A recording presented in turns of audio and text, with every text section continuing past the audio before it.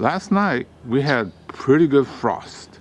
So this one here is the winged euonymus, and it's starting to turn.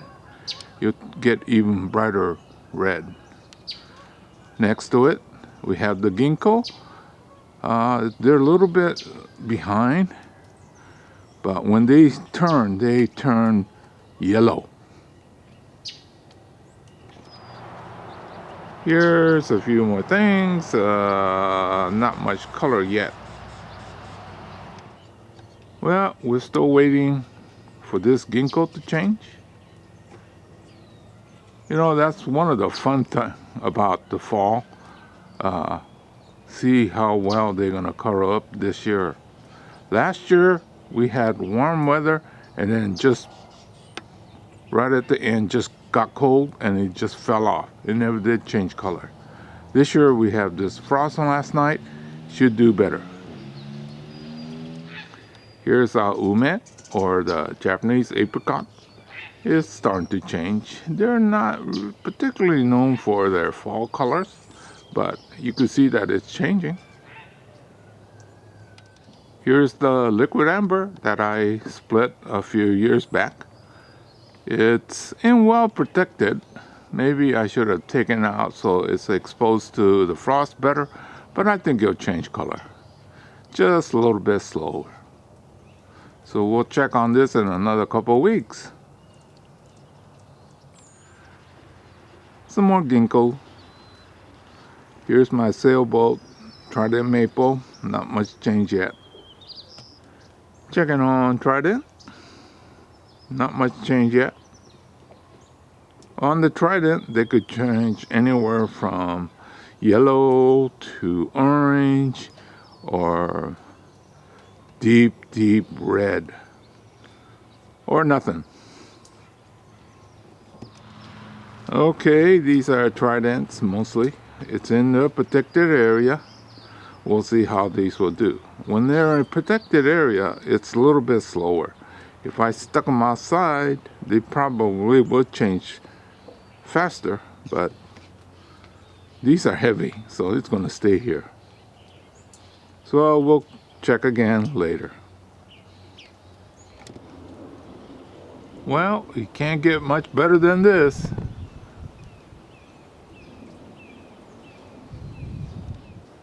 So we are on this, well, let's call this tour of the nursery in fall colors.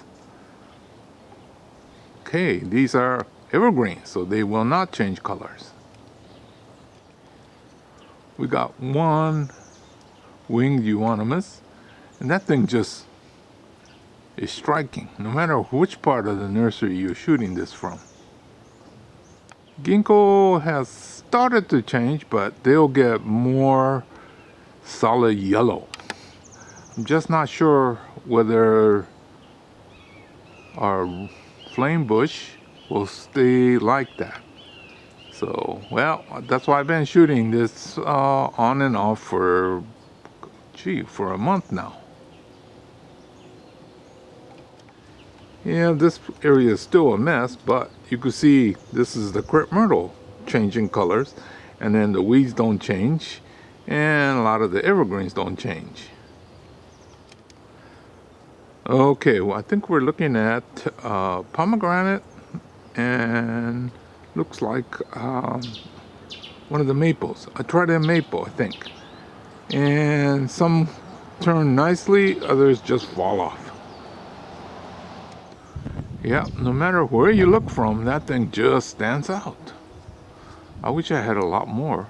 I think I only had that one. Our liquid amber is just starting to change. These could be spectacular, or they just fall off. That's sort of the fun part of fall, is sometimes you get some great results, and other times it just falls off. This big elm, because out in the open, is starting to get some color on it. Most of the bonsai ones are protected, so you don't see as much changes. Ooh, the wind is getting chilly. This is our material section. think we've seen this area before. Now you could tell exactly which one is deciduous, which is evergreen. Looking from the other side, yep, it's starting to change. What I thought I'd do is go ahead and wrap this up. You can see that Chinese elms do change color, but not that dramatic. This Princess Persimmon, the foliage could change, but it's not doing much now. Actually, what happens is when the leaves fall off completely and you just have the fruit, that's kind of striking too. Some of the crepe myrtles does a nice job of coloring. This one is one.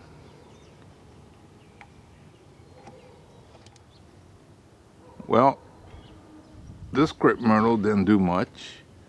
And then this is our big umet, or the Japanese apricot. It's not too impressive either. Well, our liquid amber, it's well, I was hoping that some of it would turn maroon, but it's not. This one on the left might, but the one on the right, the leaves are already falling off. Looking over here, some of the tridents are looking pretty good, but you know, by the time we get around to the fall, a lot of times the foliage are sort of damaged, so it's not as spectacular, but not bad. So our flame bush, I think, has passed its prime. Yesterday, most of this leaves were still on it, but now it's on the ground. So anyway, luckily we shot a lot of that one, so that's okay. Yesterday, my 2-year-old granddaughter was here and I was trying to impress her, and she was impressed. But overnight, this whole thing almost completely fell off. So you know, this enjoying these fall color is really a hit and miss situation. So what I'm going to do now is I'm going to say goodbye. I'll see you again real soon in another chapter, and hopefully next year things will work out too. Here's another one of the ginkgos. Well, ginkgo has the most consistent changing color, I think, almost every year except last year because of the weather.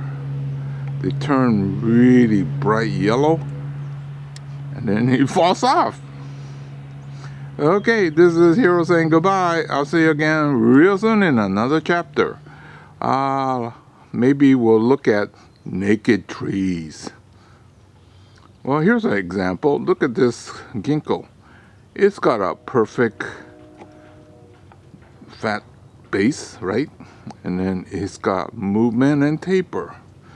And in the dead of winter, or after all the leaves fall off, you can tell the true quality of the bonsai. So if it's not too cold, maybe we'll shoot a bunch of those. Okay, see you again real soon. Goodbye.